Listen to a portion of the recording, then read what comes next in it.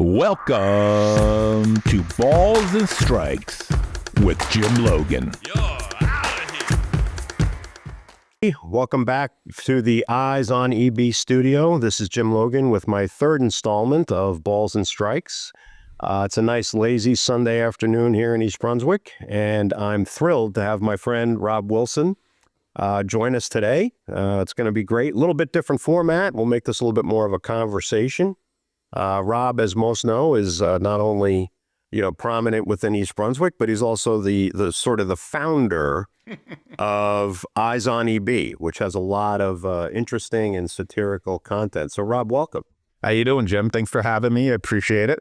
And thanks for joining the Eyes on EB crazy crew. You're the first one, I think, to kind of take a leap of faith.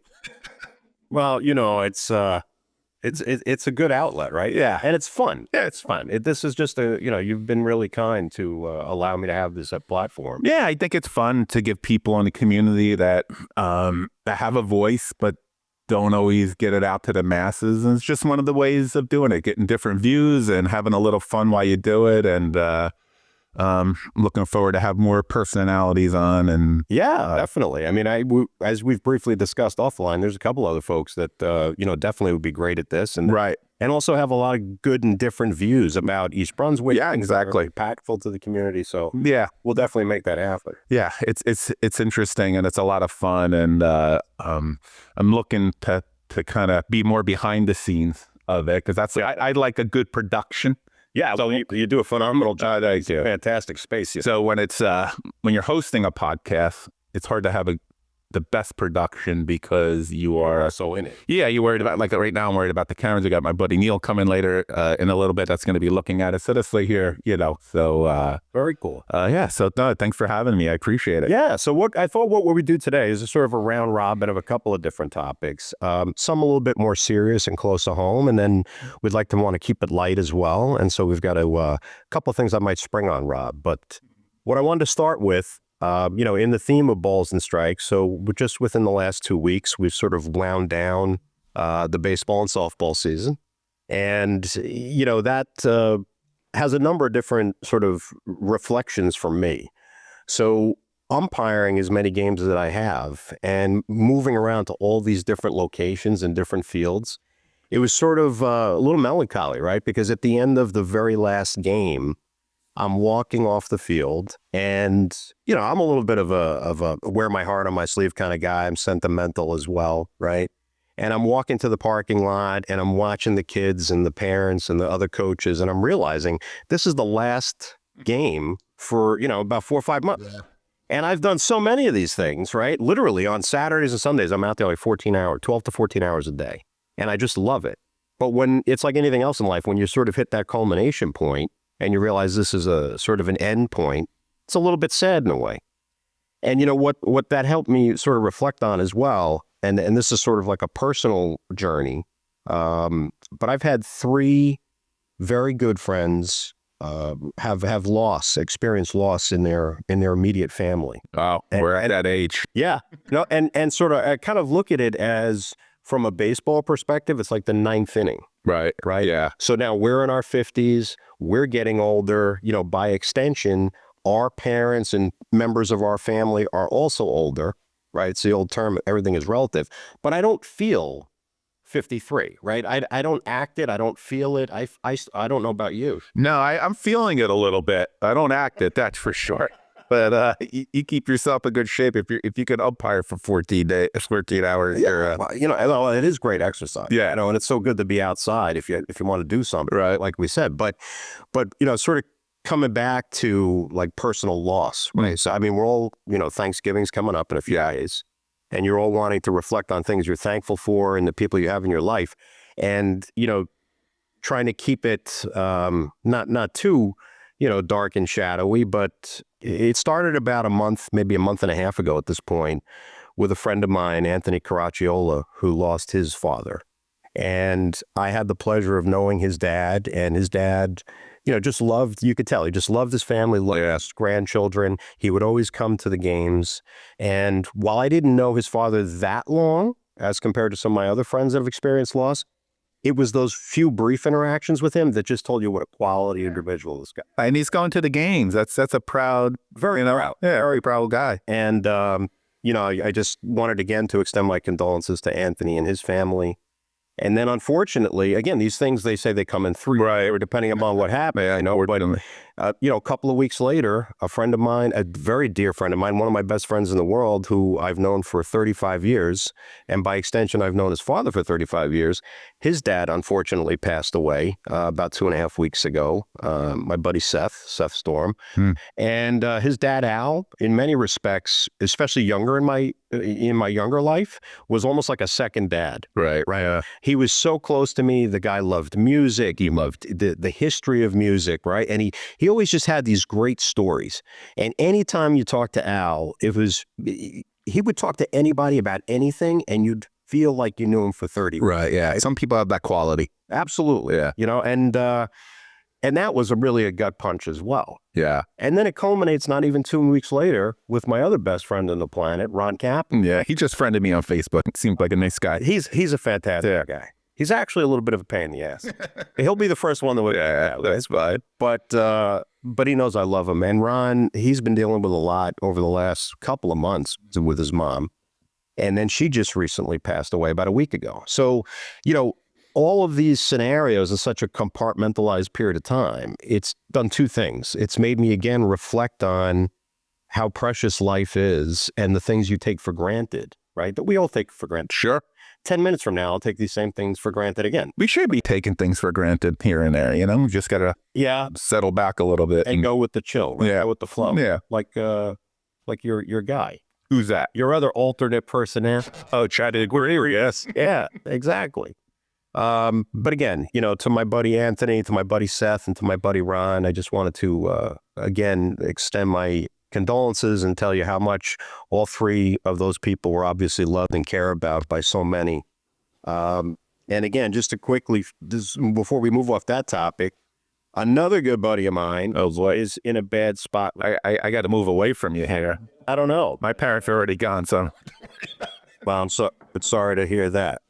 But another really good buddy of mine is dealing with some stuff right now with his dad. Yeah. In a very serious... Father? His father. Oh, yeah. In a very serious manner. And so, that's like the fourth person in 6 weeks. And so I just wanted to say, Joe, buddy, you know who you are.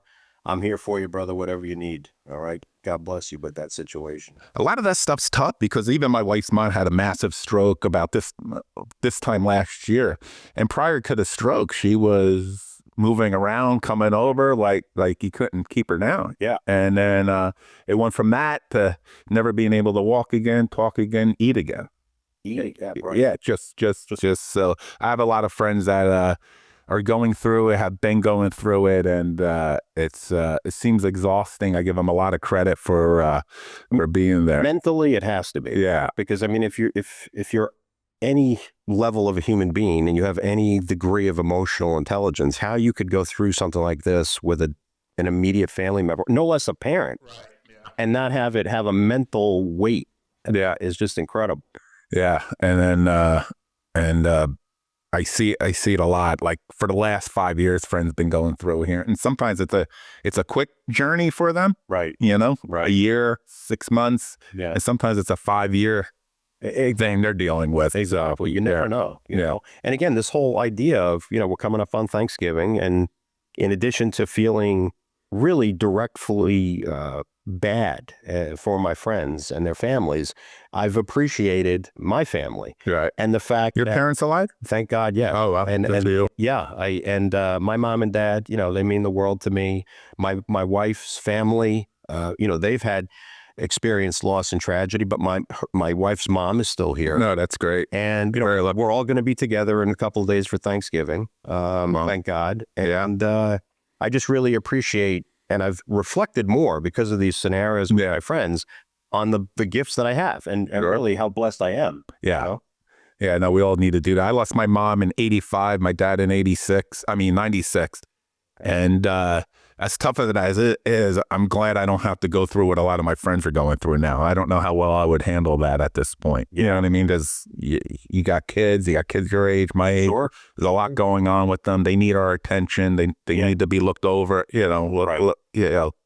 being paid attention to. And it's, I find my kids at 17 need me more than they needed me at 7. Yeah, in many respects, for guidance, true, right? So I'm glad I'm able to focus on them and nothing else. And maybe that's one of the only, upsides from my friends to think about that have recently experienced loss is at least you were lucky to have them in your life for that long. Yeah. Right. Everybody says the worst thing is for a parent to have to bury a child. Sure. Which obviously would be terrible. Yeah. But for us to be children and still be this old in our journey, All right. Yeah. and have had our family still around us, that's definitely a blessing. Yeah, it's an interesting dynamic because when your parent, when a parent dies at 12, you only know them as a 12-year-old, and your parents are a pain in the ass when you're 12, right? So that's all that's how you that's your memories, and they stop there. So, yeah, and for anybody who has older parents and that are 50, 40, even 35, ask the question. If they were in the military, try to get some good stuff out of them, get some stories out of them. Right. Don't take it for granted. Yeah. Really just appreciate it. And that's great. Yeah. But no, man, sorry for your friends. It's tough. No, I feel badly, very badly for them. But they'll get through it. They're all quality individuals, right? And we just go on. Yeah. And again, it's sort of like thematically with balls and strikes. It's like that 9th inning, and you start to realize sometimes there's not extra innings, right? Mm-hmm. You're in the 9th inning, and it's just the way the world works. Yeah, you're next. Right? You're possibly next. So you will be next at some point. No, none of us are getting out of here. Absolutely. Yeah. But sort of let's move to a little bit of a lighter topic, shall we? Sure. And I'm all depressed. How about Mr. Juan Soto? Oh, man. So, I mean, I know you're not as big of a baseball guy, right, per se. Yeah, but you obviously pay attention. You hear the news. You a major headline. Yeah. Right? I mean, I'm a diehard Yankee fan. Yeah. But I'm a baseball fan first and foremost. Yeah, you are. Almost any game, I'll go to a ballpark, whatever the case may be. I can't rationalize that level of money, right? I mean, $660 million is the figure being thrown. Oh, really? Yeah. I mean, and there's other reports saying that possibly looking at like anywhere from 40 to 45 million guaranteed per season. Right. Guaranteed is guaranteed. That's the thing that's a little odd for me, but in life that it's guaranteed. That it's guaranteed. Regardless of your performance. Or like tenure. Yeah. Well, that's a whole nother ball, quote unquote. But, there's a lot of debate. Is he going to be staying with the Yankees? Will he go to the Mets? Who are the other dark horse teams that are out there? As a Yankee fan, I definitely want to see the guy stay. I think he's a great tandem with Judge, and it really rounds out. I mean, he's an offensive beast. Yeah. Right? That goes without saying. But I don't know how much further you want to go in competing against the pockets of Steve Cohen and the Mets. Right. And this guy's a multi-billionaire hedge fund manager, whatever. And if it's just going to be whatever the Yankees offer, he's willing to write a check for, another 10, 20, 50 million just to get the deal done. I could see a serious risk that he winds up. Don't they have a salary cap? They do have salary caps, but there's always ways to manipulate that, right? You back end the contract, you like Ohtani did, right? Right. He's got this mega contract, but what you look at, he's making on an average annual value, or what he makes each year. Like Bobby Bonilla. Yeah, Bobby Bonilla Day with the Mets, right? All my Mets friends hate when I bring that. It's great. It's like an eyesore. Yeah. But again, prediction time. If I had to bet, I'm actually saying we're going to lose him. The Yankees. Yeah, I think so. I hate to admit that, but Scott Boras is his agent. That guy's all about dollars and stuff. Right. And this kid's still only 26 years old. Yeah. So who knows what, marketing cadres around this guy in his ear. Yeah. I mean, the Mets are just such a, it's depressing. You know what I mean? Like, it seems like no matter, they're like the Jets. I mean, and no matter what they do to the team, if he wants to win, where do you think is the best place to go? Like, if winning was... If winning was... the Mets are not that far away. I mean, look at this past postseason. They haven't been far away for a while. Yeah, it seems. Yeah, I think... I really like the Mets, right? So again, like I have my buddy Ron. He will debate me on this all day long, but I love the Mets. I was hoping they'd go further. Yeah. I thought it would be the greatest thing to have another Subway Series. Yeah. Yeah. That would have been a lot And of of fun. course you want the Yankees to win it. Yeah. Yeah. But I don't know. I think there's a higher probability than not Mhm. that he goes either to the Mets or somewhere else, right? I want to see him stay as a Yankee fan. That's the easy statement to me. Yeah. But unfortunately, I think he's probably going to walk. Right. And then you look at that, right? You sort of juxtapose that with the Jets, Mhm. Giants, right? Look at Aaron Rodgers. So I'm also a Jet fan. Yeah. All right. Die-hard Jet. That's unusual. Jets and Yankees. Yeah. Yeah. Right? Yeah. But long-suffering Jet fan. Oh, yeah, of course. I'm a Raider fan, so I get it a little bit. A little bit. But I had some fun. Oh, definitely. Yeah. Definitely. But this whole, this idea that Rodgers was the panacea and he was going to take us to the promised land. Right. No, I mean, come on. There's not that many Tom Brady's out there. there And at 40 years old could still be, just killing it. Right. Just killing it. And there's something about culture too. Like there's not a great culture with the Jets. It's not some place where you roll up and you're feeling confident that Right. good things you don't get many breaks, it seems like, Right. being a Jets fan. There's no surprise good season that comes your way. I mean, you have to go probably. Pastor Verdict? Oh, yeah. Before the injury. Right, right. Yeah. But I would say back to Ryan, as a quarterback that actually delivered something, Right. delivered it consistently. Yeah. Yeah, it's unfortunate though. Yeah. Because every season you get all the hoopla and you get all the fanfare and obviously even I was excited about Aaron Rodgers. Yeah. But it's just been a train wreck. Yeah. It's been a train Been a wreck. train wreck. Yeah. It's can't get out of your own way. You know who's the happiest guy? Who? Robert Saleh. Because he's sitting there, he's still getting his money, right? Oh yeah, here we are, only what 6-7 weeks later. Yeah. But I was the problem, Yeah. right? Now they've just continued to clean house, and it's continued to go downhill. Right. But even the young kid, the quarterback, who the hell was it? Oh, Daniel Jones. No, on the Jets, the young kid who Rodgers replaced. Oh, Like he ended up having a better record than him. exactly. Well, I mean Wilson, yeah, all these guys. Right. Yeah. Wilson. I mean, You're right. I saw the stat. So out of the last 3 quarterbacks, Rodgers is actually at the bottom at that point in the season. Yeah. With the same, almost the same talent Yeah. around him, right? yeah. And then sports money. I mean, you move to Daniel Jones, right? So the Giants just, as anybody on the planet that even pays attention to some sports knows, the Giants just moved on from Daniel Jones. Yeah.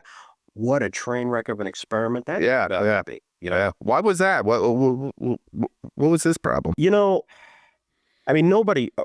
You'd be hard pressed to find a Giant fan that actually thought Dave Gettleman had a smart draft pick, 6+ years ago when he took him out of Duke. Right. He's been around for 6 years already. Yeah. I mean, plus or minus, right? Continuing from when they first drafted him. Right. But the crazy thing is, and everybody wants to blame Dave Gettleman or, the ownership for allowing them to make that pick from Duke. Here's the thing. No one forced the Giants, after seeing what the product was, to add on 2 more years and renegotiate and give him all this extra money. Right. So at that point, you can't blame Dave Gettleman and the prior regime Sure. because you just, in the last, 18 months, renegotiated it, put 2 more years on the contract. And it's been nothing but a disaster since then. One thing, I think I was back in the day, I was listening to Mike and the Mad Dog or something. And I remember Mike saying something. Do you like Mike? You look like a Mike guy a little bit. Mike? Francesca? No, I can't say. I He can't say. goes either way. But he said something good. Is like everybody wants to replace these quarterbacks, but with who? It's not like there's a large pool out there. Sure, you're not sitting out there with a huge market. Right. It's not like you could just finding another executive or another CEO of a company that has a proven track. It's not, I mean, you're looking at, and these guys are the best. What always amazes me when these guys fail, they're the best in the world. At that point in time. Yeah. And they still can't. I mean, imagine almost being the top 26 in the world of what you do, Right. or the top 30. Right. And then you're still a bust. You follow on any level college football? No, I don't follow much college. I pay attention to more pro and stuff like that. Yeah. Yeah. So, I mean, again, even with football, we're getting into the, the same 9th inning concept. Yeah. Right? Before you know it, another couple of weeks, playoffs will be upon us. Right. This season has just flown by from an NFL. Yeah, it always does. And it's, Yeah. yeah. And since I'm a Jet and Giant fan, now the only thing I have to say is let's go Rangers. Right? And I mean, the seasons have been over for Yeah, hockey season always starts early for New York fans, it seems like. Yeah, that's the excitement for it. That's it. So hey, listen, what do you think? Let's shift gears a little bit and talk about the BOE election. Oh man, that was something. You know what? I mean, all levels of politics, right? From the local municipality to state level races for the House and the Senate, all the way up through the presidency. There's one thing I think we all can agree on. We're just glad it's over. Yeah, I mean, enough already. Local politics. This was really the first. I got interested in it this time last year, a little bit before, a little bit. Yeah. And then this year I got heavily involved with it, more with the BOE election, and it's really interesting. I was always the guy with like the national politics. I was like in the closet paying attention. I wouldn't talk about it. But when I'm at my office here, I got a screen on. It's news all day. It's podcasts all day from all different views. The podcasts are much better than the local news. But when I get into the local stuff, that's when things. It takes a while. Do you follow local politics much? Yes. I mean, to the point where you start learning the nuances, like, oh, this person's connected to that person, and that person's connected, and it's these groups, it's this segment. I do it. The short answer is yes. Okay, good. I do it in a little bit more subtle way for two reasons. One, and you know this about me, right? And most of the people in my BE circle do.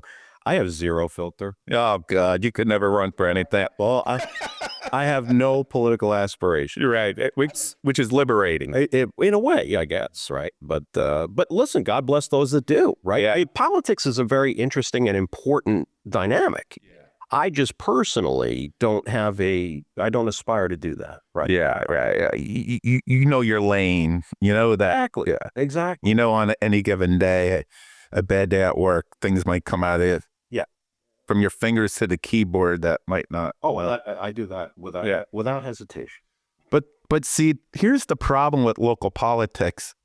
People that run, they don't have that awareness, and it's a big problem. But would you say that broad brush all of them, or it's just a large? No, it's not a broad. No, it's certainly not. But it is. You've seen it enough. I've seen it enough where if I was to suggest, and I'm just talking more locally in town. Sure. If Jim Logan was going to run, Jim Logan would have to understand that there's going to be a lot of people putting their reputation on the line to defending you and back you to back you some of the stupid shit you might have said 5 years ago, 2 years ago, 5 minutes ago, right? In my case, 30 seconds. Right. So there's a responsibility on the candidate that, look, there's people advocating for you. So you got to fucking behave. Yeah. You know, you got to behave don't get into stupid discussions that you don't need to get into. Right. Right. Don't draw attention to a topic that you don't really need to draw attention to. Right. Okay. And don't feel like you have to be an expert. If you're running for the BOE, let's say, you don't need to be an expert with everything that has to do with the school system. No, not everything. Right. Of course not. And so when somebody asks you questions, if you don't know, it's like, I'm not sure. It's okay. And I think one thing that people do love is humility. When somebody has humility, when somebody screws up and says, look, I screwed up, I'm sorry. Right. You know what I mean? Right. But I think there's people who just they just double down. True. And I'm not talking about one specific person. No, I'm talking about collective experience. Yeah, I would say about a third of them. And one thing I did learn is the candidate that you want to, the candidate that says more than once, right, that there's no ego in the game. Their fucking ego is in the game. If you keep saying that, I learned that the ego's in the game. There's always an ego. Yeah. Right. There's always an ego in the game. Right. It doesn't matter if it's anything in life. Right. Right. You know, when I was involved with the league, what drove me to do that was certainly my kids and wanting to give back. Sure. But then after a while, you know, people would challenge you on certain things or not agree with your opinion. And it's your ego that drives you, not always to have to be right, to your point. Right. I like that point about humility. Yeah.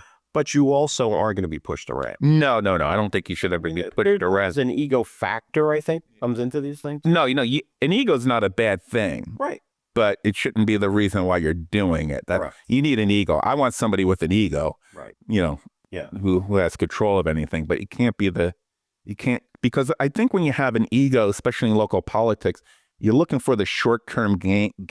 You're not looking long-term. So you're kind of doing whatever it takes to win. I'm going to say this to this person. I'm going to say this to this person. Which is why politics leaves a bad taste in so many people's mouths, because it's inevitable that people feel like you come across as a used car salesman, right? That there's this feeling that I need to take a shower when I'm done with these conversations, right? And I think that gets even more so as it goes, further up the food chain in politics. And people go really crazy with it. I mean, they switch parties just to get elected, right? I know a few of them, right? And they have the same exact views. Yeah. But they'll switch parties 2 years. I mean, it's planned. They'll do it 3, 4, 5 years before. I might run for something. Sure. And but what happens is when you're opening up your mouth too much and you're vocal, and I'm not saying open up your mouth is a bad thing. Eventually, you're going to be called out because there'll be a dichotomy of what the two never shall meet, and you're going to get called out on. Right. It's like if you're a conservative, you flip over to Democrat, like a lot of people. And I'm not talking about one person. Yeah, there's plenty of these people. There's plenty of these people. Maybe stay out of some of these groups that are maybe lean more progressives, because once in a while they're going to drive you fucking crazy. Yeah, they're going to drive you nuts, and that's going to come back and haunt you. Yeah, you're not going to be able to keep your mouth shut. Right. So it's a shame that that's the way it is. But it was for those that don't know, I helped the slate with some of their marketing and videos. And it was really... Well, as usual, Rob is being extremely understated, because I think, and you and I talked about this and you didn't even agree, but I think the value that Rob brought both behind the scenes and directly was significant. No, frankly. And I know everybody on the slate definitely valued that. Oh, thank you. I appreciate that. I think you did a great job, just like you do a great job with this. No, great space. Yeah. I enjoy getting people's messages out. And one of the things I hope at local elections, and I hope if Jeff does it again, I would hope that I'm able to help some new candidates next year, is that you can't be quiet anymore. I don't want people to be quiet. You know what I mean? Like let's see where you stand, because in the past it was a popularity contest. Correct. And that was getting a little annoying for me. So I agree with you in terms of, not being quiet. The thing that really bothers me, and again, I don't have political aspirations, but just being an individual who votes, I don't for the life of me understand people on any level who say, I'm not voting. Right. Yeah. But those are the same people. Largely, they're the same people who will bitch and moan and annotate, ad nauseum, what's wrong with a situation or what's wrong with a particular topic. And then in the next breath, they'll say, well, I'm not going to vote. Yeah. I don't get that. And another part of that too is they, like for the BOE, there was four position, and people were telling me they're only voting for 2 or 3. Right. So is it because they thought they didn't know enough about it? No, they think they have this super strategy. They want one person to win, so if they vote for I don't know. It was just so weird. It was a really strange thing. And but my biggest goal with all this was I want people where they can't hide behind what they did in the past. Okay. Look, for somebody like yourself, right? You coach for how long in baseball? 13 years. I think that's friggin' great, but that doesn't mean you're qualified and you should be able to be on the BOE, even though I think you are. Meaning, like, just because someone's been volunteering or doing something for 30 years, it doesn't make them qualified to run. And I think a lot of that was what people have done in the past, which should have some weight that you were part of the town. Absolutely. Right, some weight. But things are different now. We need smart people on the board that know about budgets and what the teachers are going through. That's right. So a popularity contest being on the BOE, I think that's kind of how, we got into the problems that we exist, because we're looking more for the popularity. And there was like one of the candidates, I won't mention any names. She would go on and tell people how she feels in group text personally, Okay. but wouldn't come out in public when she could have. I do see a shift locally where people are tired of it. And they're willing to call out people within their, even though the BOE, for instance, is not a political affiliate. It is because there's always, as soon as you have more than one person in the room, there's politics. Yeah, right. Yeah. So I mean, if you're in town, if you're a Republican running for a BOE and it comes out, you're gonna get a resistance from a whole group of people, Right. which is fine. I kind of understand that a little bit. Everybody has their moral compass.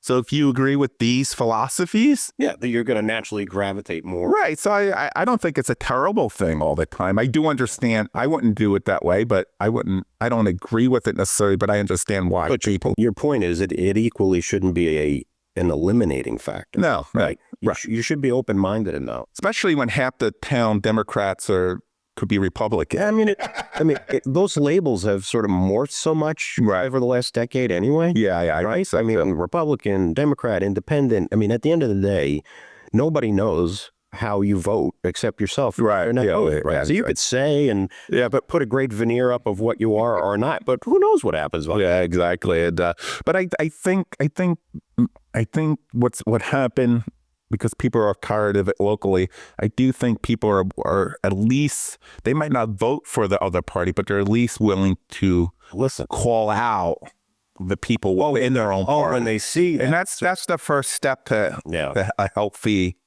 That's like one of the terms of the rhinos, right? Republicans in name only. Right. That's that concept of they stand up there and they have a bully pulpit and they espouse all these particular sets of philosophies, but behind the scenes, you look at their voting record, it doesn't necessarily hold true. Right. And I'm sure there's just as many examples of that on the Democratic side, right? So I like that. Just be real.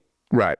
Be real. And if you are confident enough to say something in a text or on a Facebook post in a closed group, have the balls to say it when you're in your public platform. Right. And if you get called out because you're not doing it, then don't blame somebody else for your loss or your failure. That's also called politics. Yeah. That's the name of the game. Right. Yeah. All right. So we're going to shift to the quick Q&A topic. It's a new segment called Things That Annoy Me. Yes, and I'm sure you're going to be able to tick off Jim. Right. So, in no semblance of order, I've got 4 that come to mind.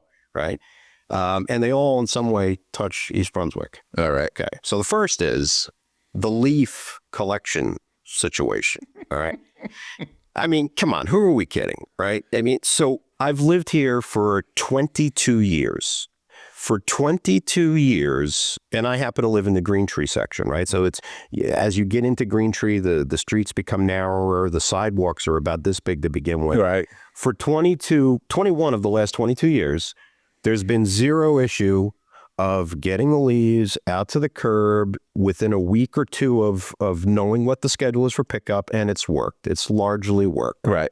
Then they come out with only social media type distributed policies that now have to happen, where the leaves will not be picked up if they're in the street. They need to be placed on the curb.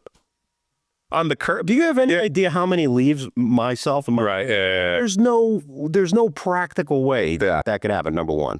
Number two, what about the aging population that's not on Instagram, Facebook, or even the internet? Yeah. Right? They're lucky if they can work a phone in certain instances. So how were they supposed to have it? I didn't receive anything in the mail. Right. I mean, maybe others did and I missed it, but I didn't receive anything in the mail. So by the time this policy got announced, 50% of East Brunswick had their leaves back in the same spot they were used to having them in the past. I don't know if you saw, they ran out of bags too. Yes, then they ran out of bags. It's like you have one job. And then there was this mixed messaging about, well, it's not the local township ordinance, it's the EPA coming to say the drainage oils from the rainwater. Okay, so that's somebody just came out of their fog and figured that that's a problem now. Yeah. But we've been doing it for 2.5 decades. Yeah. So, I mean, do you have a lot of leaves near you? Yeah, a good amount. And, it's a pain in the ass, but the bags were great. But how don't we have bags? Yeah. Like I don't remember the bags being an issue in the past. I mean, maybe this. No, they're sure. I think they just came. No, I think that the manufacturer didn't have them, or we probably didn't order them fast enough, early enough, or they're blaming it on the manufacturer. Yeah, there's always one of these. Yeah. One of these things going on.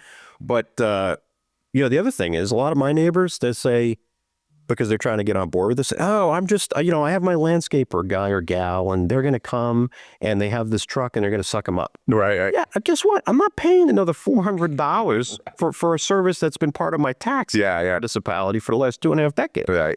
So that's really been an axe to grind. Yeah, well, it's been an axe on East Brunswick helping each other. There's a new post every other day about it, and it's always a lot of fun. I got to tell you. But the drainage is actually an issue. When it sounds like that certainly makes some areas are low, and the people's basements get flooded. But we're fortunate enough to have, I mean, we've got a ton of trees. Yeah. And they're all oak trees. I mean, the amount of leaves, if you don't constantly stay on top of this, right, you could be like halfway up your shin. Yeah. Just walking the dog. Yeah. In my neck of the woods. Right. Yeah. Quote unquote. But you know, interestingly enough, we'll move to the next thing that is highly annoying in East Brunswick is people who back into parking spots at 7-Eleven. Okay. Please explain to me the two main 7-Elevens at either end of Summerhill Road. They're not very convenient to park in the first place, right?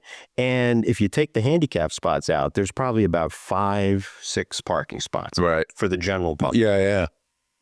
I've 3 times in the last week, Rob, I'm going to 7-Eleven, I'm pulling in, and here's this moron backing his truck right into a spot. 3 different K-turn angles to get the thing. What could... And they're not very good at it. To back into a parking spot at 7-Eleven. I'll give you one reason. Please. One reason. And there's only one reason only.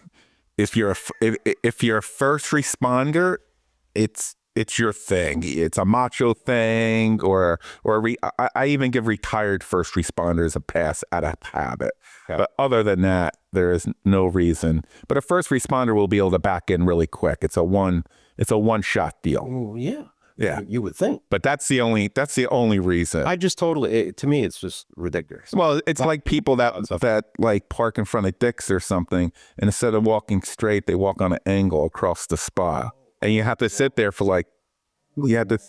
My God, you're right. I didn't have that on my list. Yeah, but that's an issue. Yeah, you know, especially at the airport. Facebook memory came up. I did a video about it on my coach's board. The angle walk is bad. Angle walk and backing in is annoying. But and I come from a dad who taught us how to drive backwards first before driving forward. Yeah. Oh, because his quote was, and I remember, any idiot can drive forward.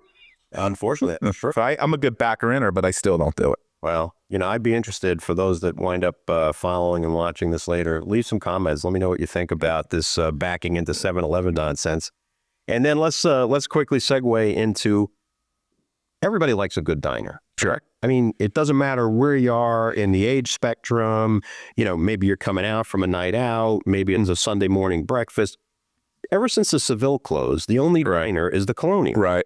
And what's up with that, right? How do we not have a good sort of greasy spoon diner other than the Colonial that's had a chance to open up here? And they close early now. Back in our day, they would be open till 2 a.m. on a Wednesday night. Easy. Yeah. Even not that far ago. Right. You know, not that many years in the distance.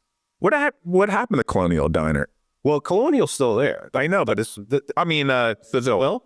Somebody bought it. Closed after COVID. Yeah. You know, COVID kind of... There was a mob hit or something, I know. Yeah, like, 30 years? Yeah. Somebody, did a Tony Soprano at back corner of the parking lot. But, and that always lived in the folklore. Yeah. But, yeah, somebody did buy it.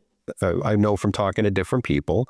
They own a series of restaurants, and nothing's happened there. No. Nothing. You know, you don't see, and the weeds are still growing through the parking lot, so you know it's not opening anytime soon. And besides diners, there's really no great, every time, my family wants to go out to dinner, we're always in like Monmouth County.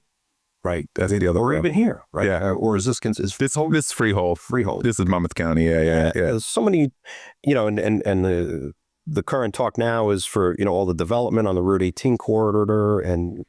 Yeah, maybe some stuff will show up. But it seems like every time you turn around, it's either a vape shop or a bank. Yeah. or one of these annoying fast food. Yeah. and everything. Yeah, I understand it a little bit. Like, so Marlboro, the annual income there is $50,000 more a year household in East Brunswick. More. Okay. So I guess if you were going to open up a nice restaurant, where are you going to, where are you going to go? That has a little bit to do with it, I think. I get it. Yeah. I get it. Yeah. But then, But we should have a diner. we should have or at least somebody to keep Colonial honest, right? Yeah. Like let's get a little bit of a. Did you like Seville Diner? I loved it. Yeah, me too. I guess that's why I'm a little biased. Yeah. Down on the fact that that's what cool. They had the plumber in there. They had Vinci Plumbing Yeah, that were working on it. And then after that, there was nothing else. no more fanfare. No. And then you go to something like MJ's, right? Yeah. This is my last pet peeve, I promise. My last pet peeve, right? So MJ's, I'm like Norm from Chief Yeah, you are. at MJ's Fun. I never been to MJ's where you weren't there. Hey, you're killing me, man. So I go like 5 times a year. There you go. Well, okay, so that's better. Now the ratio of It's a miss. Like always there. but the point is, right?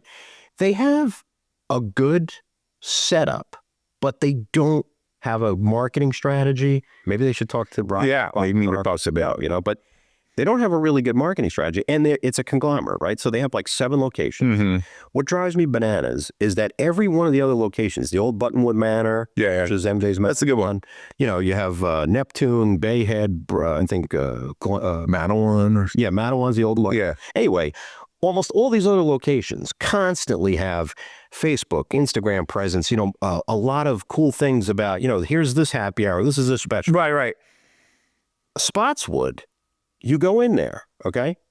7 or 8 TVs. Yeah. Not one of those goddamn TVs has the sound in sync with the TV. Oh, really? Do you know what it's like watching the World Series or a critical playoff game in football and you hear it before you see it? God. By the way, this has been an issue for like a decade. Yeah. I've been going MJ Spotswood since I left the Grove. Yeah. For a decade. I've been going since the clam chowder. The Chowder Pot. Chowder pot. Yeah. So that what Cambridge Jim. I was before Cambridge. Yeah. Right. Yeah. Oh my God. Yeah. That's a long time. Yeah.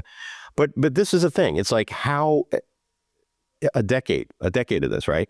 What type of an investment could it possibly be To get to get the sound in sync with the TVs, right? Yeah, and run some ads so you remind people like me who don't go much. They do run ads on Facebook. They do? Their menu and They post. I don't think they run ads. They post, I think, once. oh, that's true. Post. So you're only going to see them if you follow them. And if it's in the feed, right? Yeah. And a marketing ad. Right, yeah. I should talk to Rob at 5-star SEO. Yeah. But on the flip side, just to keep it cool, I have to say, I love Big Mike. I love Carly. I love Annie. I knew Big Mike from the 90s. Oh, yeah. From Garvey's. He's an institute. No, but Garvey's. Garvey's. Yeah. Yeah. Because I'm a Monroe boy. Yeah, that's right. Yeah, so Big Mike is my buddy's uncle. Big Mike. Yeah. And by the way, nobody sings Frank Sinatra better at karaoke than Big Mike. Oh, really? And this Tuesday night, it's the last one. Yeah, That's scary. You got to come and check. I got a song I can sing, and I've been actually practicing here. Maybe I'll stop by. Well, good. Tuesday night's a big night. Yeah. Yeah. All right. Seriously. Yeah, we'll be there. Well, listen, my friend, I thank you, greatly appreciate you joining us. Great. Thank you for having me. Thank you to all that have been watching. This is the 3rd installment. I wish you a very, very happy Thanksgiving and a great holiday season. All the best. Thank you for following. Talk to you soon. Take care. Thanks, everybody.